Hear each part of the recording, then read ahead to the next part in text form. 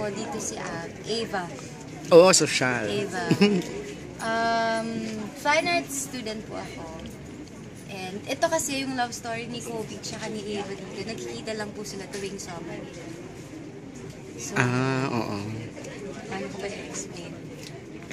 You do it. They see each other every summer. They have this Summer lang. short romance only every summer, and then I leave again.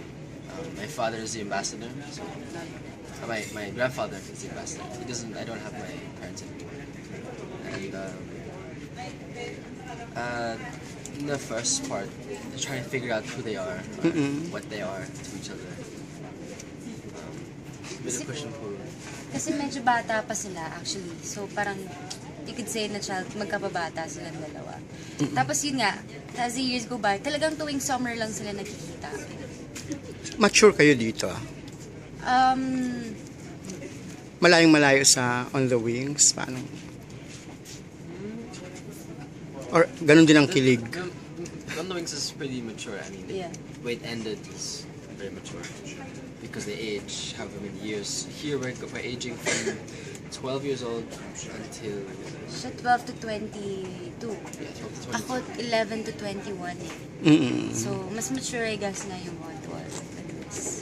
Ito talagang kilig, summer lang, since it's releasing it ng summer na and it's for Cornetto. So, yun.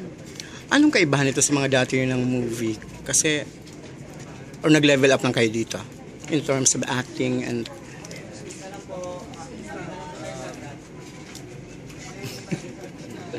Yun nga eh. This movie kasi is very light. Kasi it's a summer movie. So, mas more on the kilig siya. Siyempre, meron din namang mga meron ding, what do you call this?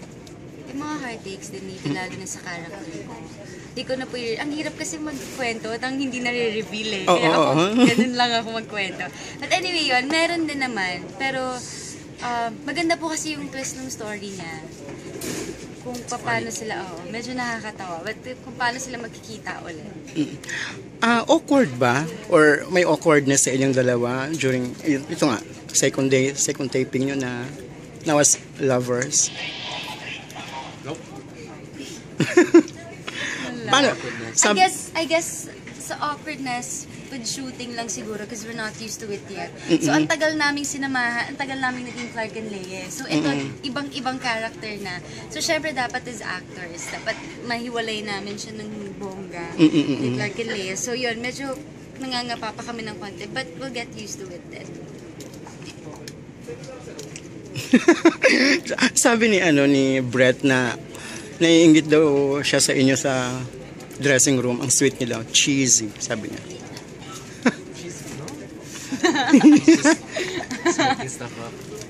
But, he's happy for us. He's just joking. He's really happy. A little bit annoyed, but happy. But he's always tweeting about it, so...